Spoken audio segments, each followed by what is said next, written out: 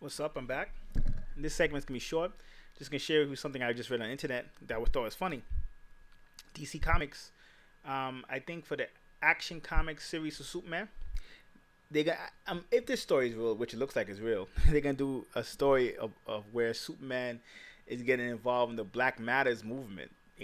Black Matters is kind of a movement that was started because of a lot of somewhat from the police brutality that's been happening in various cities, places like Ferguson in America.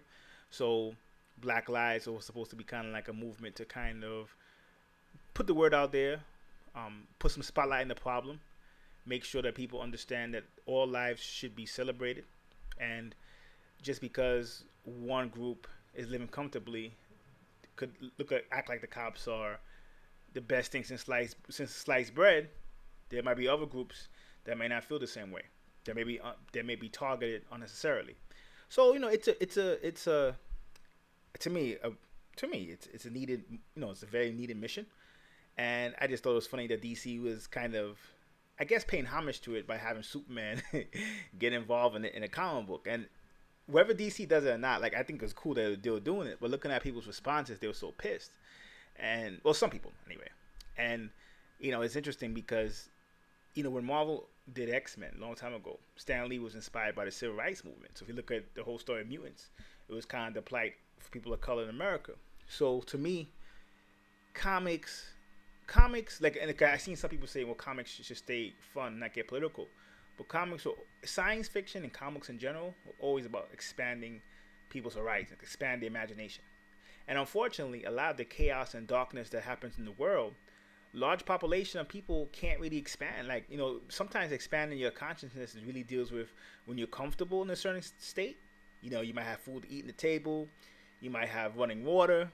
When you're comfortable in a certain state, then you could think about what if. Then you could think about the new possibilities. But if you don't have any food on the table, or if you're worried about the criminals as well as the people who are supposed to be protecting from the criminals, that stresses your immune system out, stresses your body out. And a lot of times you may not have the willpower to at that point left to explore possibilities, or fun possibilities in a sense. So I think if you try to make comics a little bit realistic in general, yeah, superheroes would probably, because superheroes represent a symbol to try to get us to be better, to kind of get us to be like the superheroes themselves are symbols, right? Even when you look at the creation of it and they're interacting with the people, they always try and get the people to become better humans, if this makes sense. So it would make sense that Superman would get involved with something like that, especially if people know comic books or claim to know comic books as well as they think they do. If you look at old Superman comics, like the old school joints, probably even before the 80s, Superman used to fight crooked landlords and a lot of domestic things all the time.